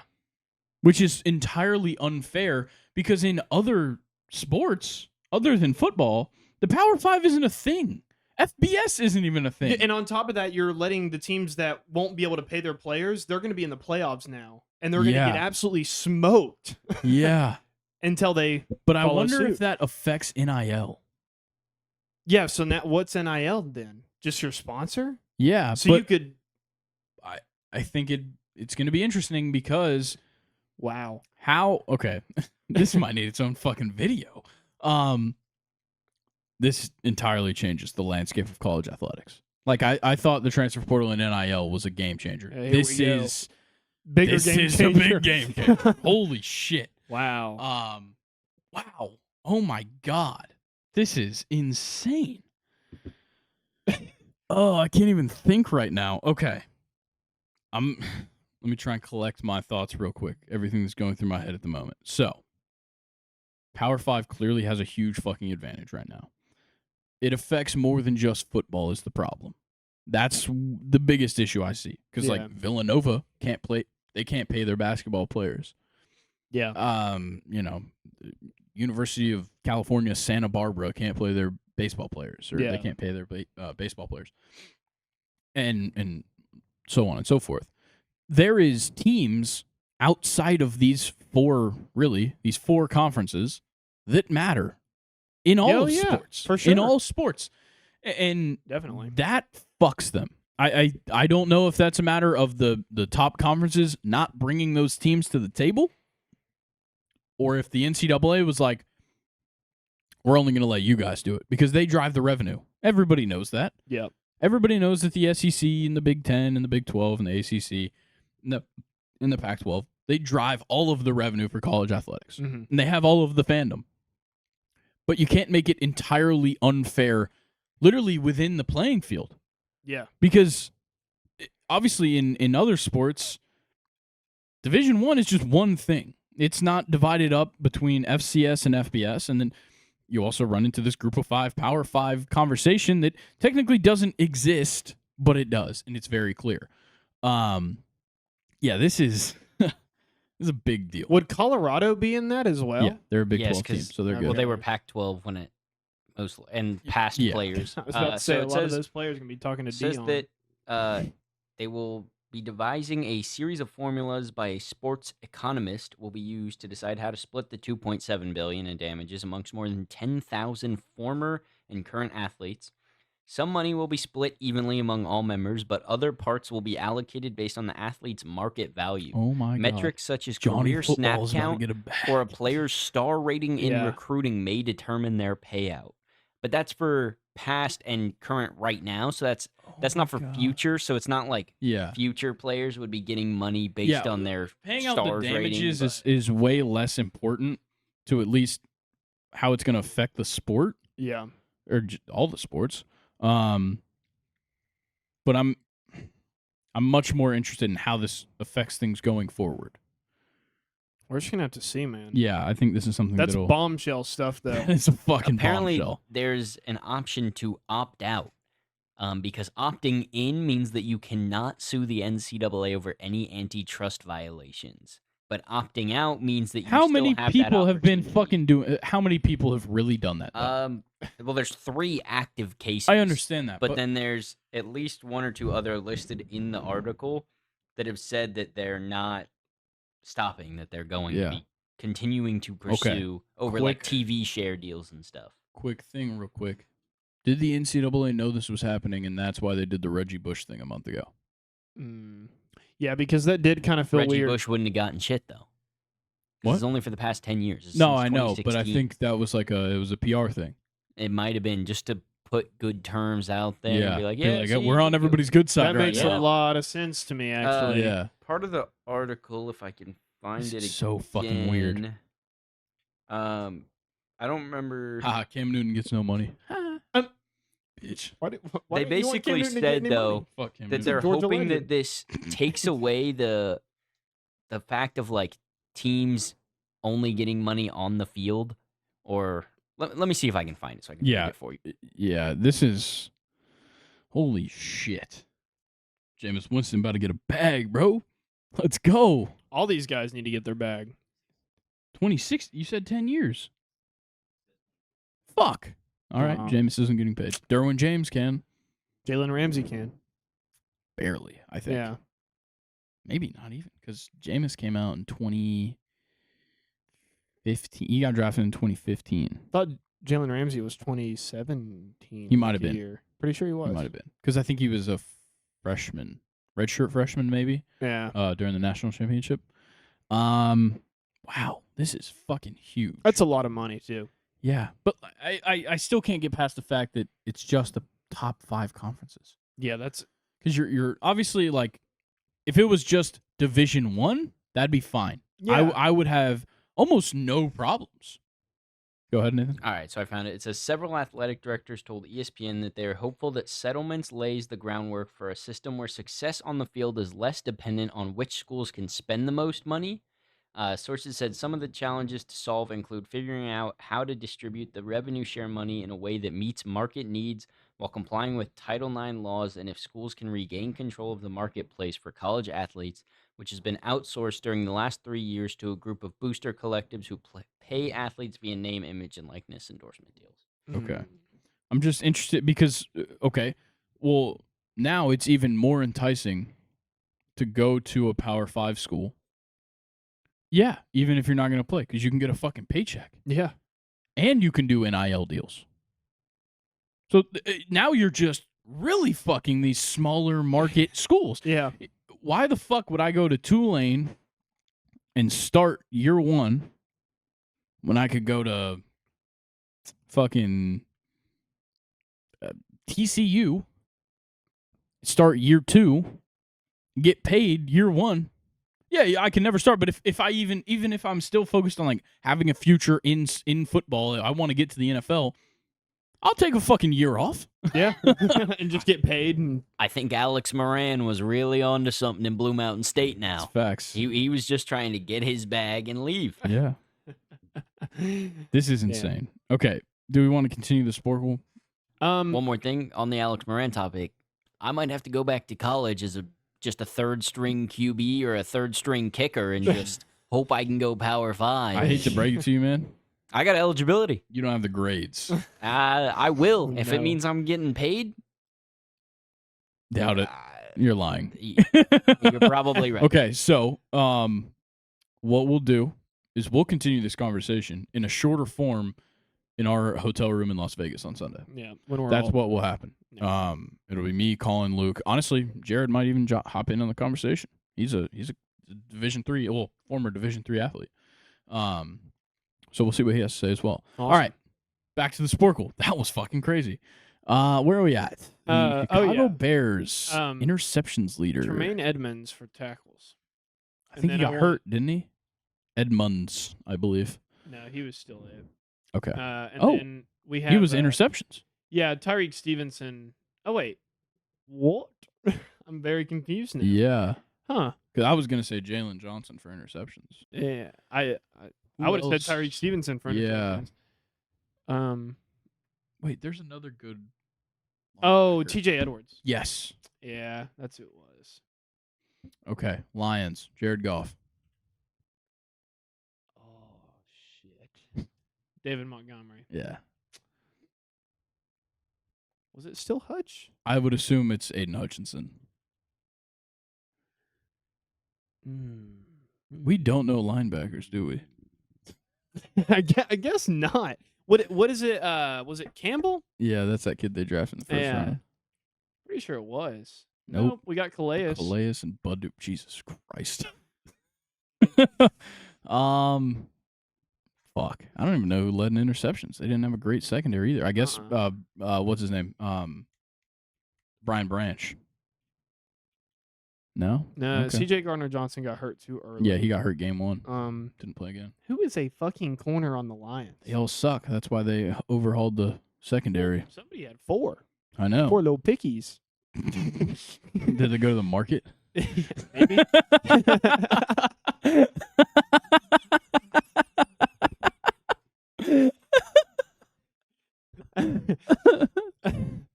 Did a wolf blow their house down? Wee all the way home. Okay. Lock back in. Tackles. Lions. I don't know. I have no idea. I need to watch more of who's tackling players when I'm watching football. Yeah. That's what Red Zone has ruined for me. I'm kind of leaning towards find a different Sporcle.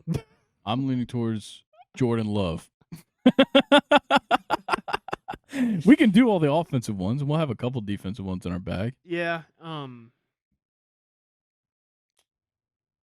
Fuck, you know Packers receivers a lot better than I do. I definitely do. They don't have oh my god. Jalen Reed? Jaden. You're right. I knew it was weed. I'm gonna go fuck. Wait. All the players that I'm thinking of on the Packers aren't on the Packers. Jair Alexander for picks. Wow, he sucks. Would it have been Eric Stokes? Could have been. Georgia boy? I think he was coming off a hamstring, though. Maybe not. Oh, wait. What about the other Georgia boy? Wyatt? No. Is Adrian Amos still the safety of the Packers? No. No? Definitely not. Who are those what about safeties? Darnell Savage? Don't be Darnell Savage. Thank God. Rasul Douglas. Last try for the Packers, and we'll move on. Rasul Douglas was a Bill. Yeah, but he got traded halfway through the year. Okay, Vikings. Oh. Kirk Cousins. Alexander Madison. Jettas. Daniil Hunter. Skip. Atlanta Falcons. Desmond Shitter.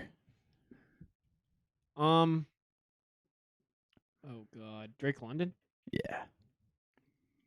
Oh, Jesse Bates. Yep. Yeah. And that rounds out the list. Let's Yeah. go scroll down to Steelers. Let's see if we can do the Steelers together. What fucking order did they put these in? Did they go by division? They put in Ew. poo-poo order. All right, I'll It's let the you worst. start with Steelers. Yeah, let's go. Kenny Pickett. Never have to say his name again. Najee. Well, if Jalen Hurts gets hurt, we might. George Pickens. T.J. Watt. I was about to say, why are you even thinking? I don't know who else these could be. Two picks is a little too up in the air. All right, Nathan. Cole Holcomb. Quan Alexander. We already typed in Alexander. earlier. Landon Roberts. Getting deep cuts. There we go. Okay.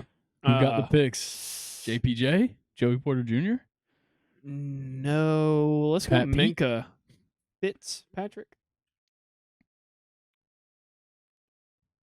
Try Pat Peterson. Oh my God. Oh, Levi Wallace. let's go. Yeah. Demonte KZ. I'm smarter than you. See if there's any others. Do we care about? Oh yeah, we could do the Panthers. Give me Miles Bummy Sanders. I don't think it's actually him though. No, it's not. It's Donta Foreman. Is that his name? Chuba Hubbard. It's one of the two. They're the same. They're the same running back. They played together last year. That's why I thought of it. Shit. Adam Thielen. Thanks. I totally forgot Ian. that he had such a Come on, good it's year. man. It's IELEN. Oh my God, Brian Burns. Yeah, gotta be. Woof. Who's that guy you guys just traded for? Jackson? Okay, yeah, fuck the defense. Derek Carr. AK. Olave. Quick Cam Jordan. Cam Jordan. Just put it in. Fuck. Okay. Baker. Oh, DeMario Davis. Hell yeah. Baker Mayfield. Tyrann Mathieu. For picks. 1T. Yeah. Nice. Fuck. Rashad White. Jesus. Evans. Mr. Michael. Go ahead and take Levante David quickly. yeah, Levante. Okay. What's his face? Winfield? Antoine Winfield for picks? Yeah. Better be with that fucking contract. All right, we'll just Right. move on though. Kyler. Give me James Conner. Nice. Would it be Rondale? I think it's Hollywood Brown. Really? Okay. Try more. Yeah, try more. Oh fuck. Oh, Trey McBride. Oh wow. Did you know he has two moms? Yeah, I did. It was a very cool gesture that he had. Yeah, we'll skip these guys though. Their defense sucked dick. Let's go to the AFC North. Okay, fuck it. All right. Have at it. Yeah, we start with Baltimore. Lamar Jackson. Probably going to be the first two. Yep. Definitely. Zay. Would this be Roquan? For tackles, definitely, but I don't know about sacks. What about Justin Madubuike? Madubuike, I believe. I'm a good speller. What can I say? Would this be Marcus Williams here or Marlon Humphrey? It might be Kyle Hamilton. With 7? No. Okay. Did you try Williams, Nathan? Okay. Yeah, he let's did. see. Humphrey, Marlon Humphrey. No I. I think it's EY. ER. I think it's ERY. Hmm. I don't know. Let's move on though. Yeah, we can move Cincinnati Bengals. on. Burrow. Nice. Joe Mixon. Jamar. Nice. Trey Hendrickson. Let me get Jermaine Pratt for tackles. Ooh. I think it has an I. Maybe PRAI? What? TT? I don't think so. I can't think of anybody else on that team. I can't either. All right. The Oh Brownies. God, 1,600 passes. Is it Flacco? I think it is. Has to be. Holy shit, that's crazy. Oh God. Jerome Ford. Mari Cooper. Nice. Myles Garrett. GA. I'll take Denzel Ward for picks.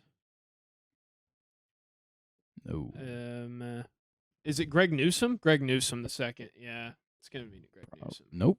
All right. That's crazy. All right. Houston Texans. CJ, can I just take this? The whole thing? Yeah. Yeah, the go ahead. Texans. Okay. Let's go. Nico Collins. I gotta remember what their running back's name is. Singletary. Nope. ARY. Jonathan Grenard, I believe. It's 2 E's. Greenard. Would this be Christian Harris? Could be. Fuck. I don't know who the tackle is going to be. Interceptions. Try Stingley? Yeah, okay. I don't know the tackles. I like that. Colts.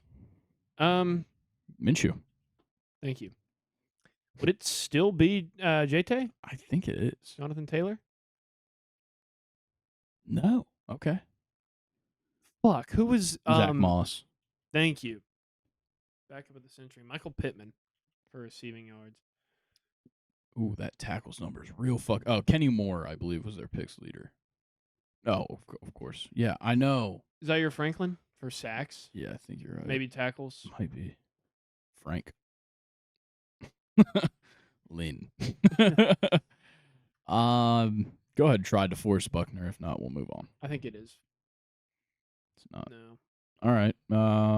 Jacksonville Jaguars, Etienne. Ridley. And then give me oh my God.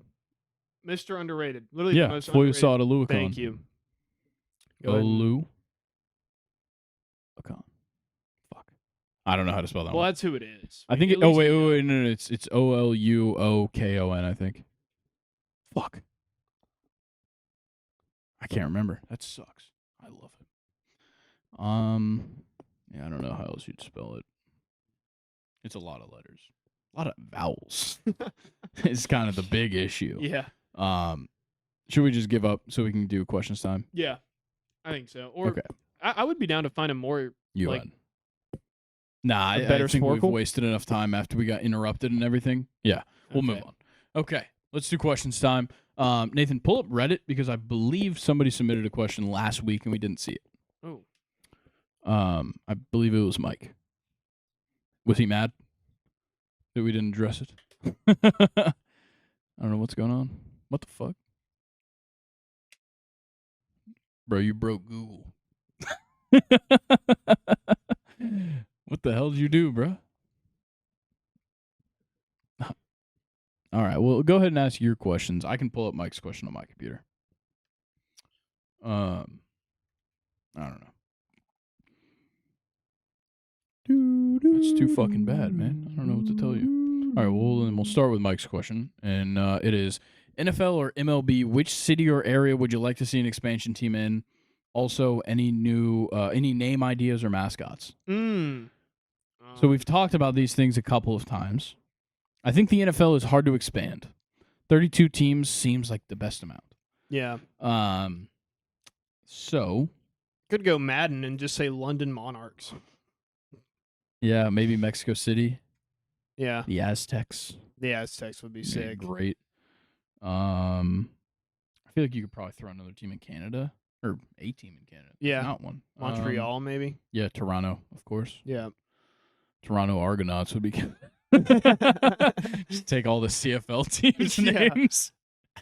I don't know. Don't go anything further than London, though. No. It's just you get too far ahead. 7 hours, 8 hours. Fuck that. MLB though, I still think Puerto Rico is the best move. Yeah.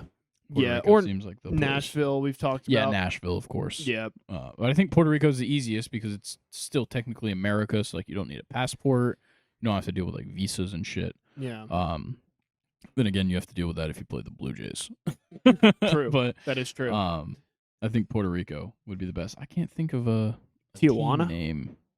I'm trying to think of like a team name or mascot for Puerto Rico. The Puerto Rican Freakins.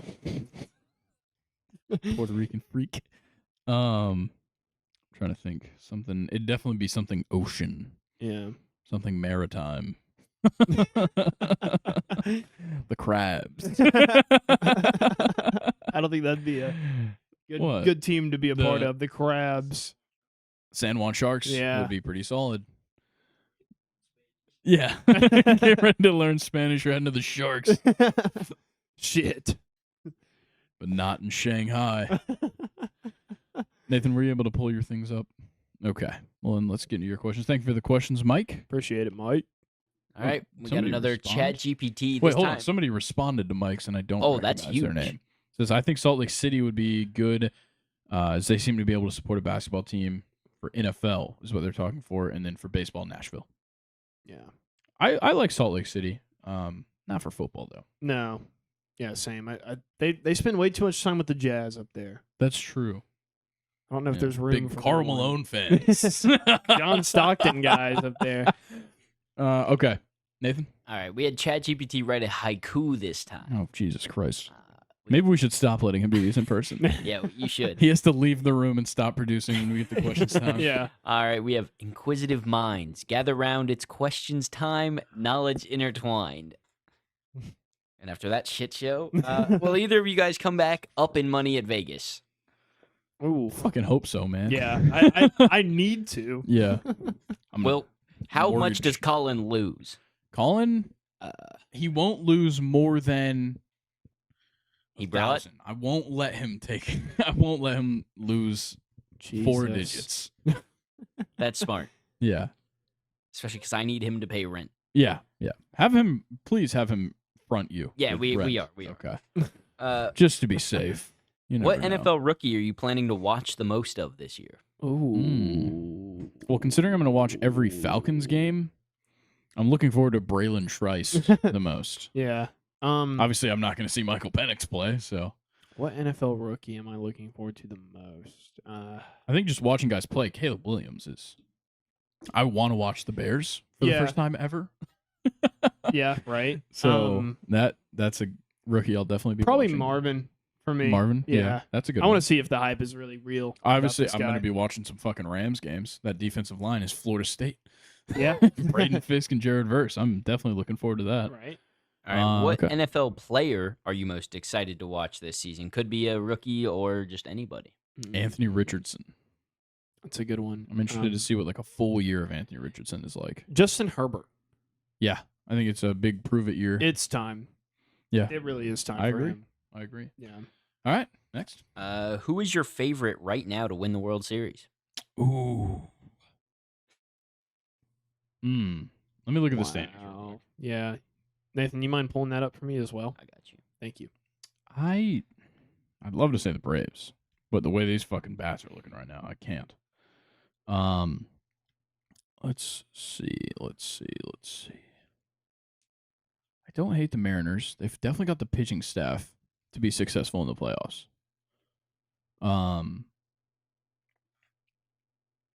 Honestly, the Mariners, and I know they're not really all that good. They're 27-24. They do lead their division, but I like the Mariners. The Dodgers are obviously just so good. I think the Cubs would be really cool. They're going to be Yeah. dangerous. Yeah, with Shota especially. Biased, unbiased, I'm probably just going to go with the Yankees. I mean, The Yankees are great. we're really They're fucking looking hot great. right now. Yeah.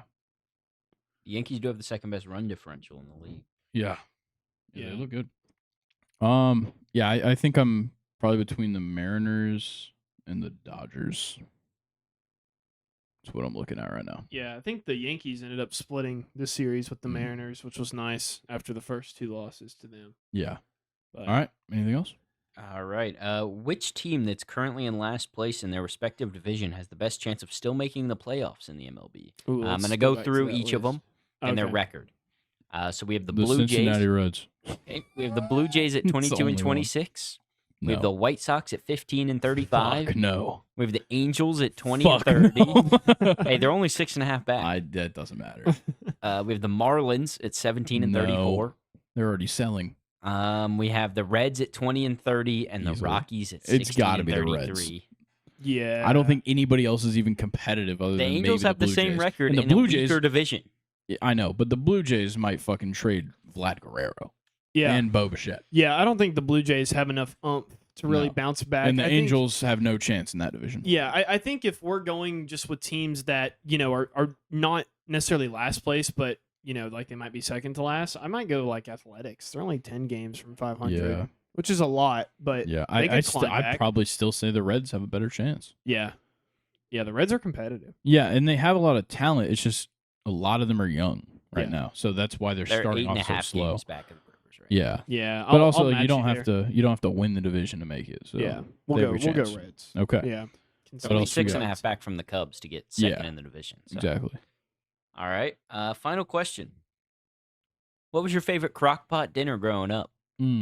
Beef stew. Ugh, You're disgusting. gross. Your bathroom probably looks like a war zone. I don't hate just a good pot roast. It's not great by any means. It's not bad. That's the only thing I can even think of Tortilla soup being made in a crock was pot. really good in the crock pot.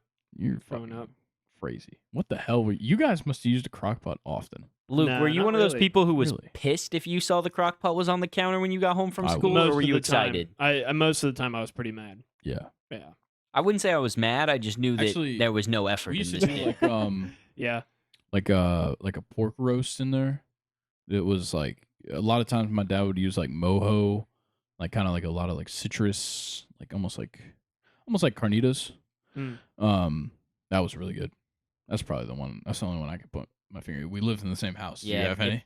No, I can't think of any other. I can ones only think of a besides pot that. roast, and then like We had some those very roast picky eaters pork. in the house, so we couldn't. Yeah, have I wonder too who the crazy fuck that stuff. was. It was me. It was Yeah. very much me. That's why there was no beef stew, no tortilla soup, Well, Luke. There wouldn't have been if I had any say in it either. I think co-host and producer are siblings. What? Really? Are you serious? Wait. I think I know I've that seen guy. you Yeah, before. I've seen that guy before. That's all my questions. Eat shit. All right. All right. Cool. Well, Well, he was only saying that to us, guys. Don't let Nathan's hostility scare you. yeah. Don't eat poop. What he meant to say was, if you're on YouTube, subscribe, like, comment, turn on post notifications. Yeah. If you're on the podcast platforms, 5 stars. Give us a follow on there. If you already follow, unfollow. Obviously, the social Yeah. media. It'll all be down here at the bottom of the screen. And make sure you follow in there. We got some content coming. Like we said, it's going to be a very short episode, maybe a YouTube exclusive episode Whoa. on Monday, just because we're going to be in Vegas, and it might literally just be like a 20-minute video. Yeah. Because I don't know what state we're going to be in. I don't know what point in the day we're going to be filming it. And that is a big factor.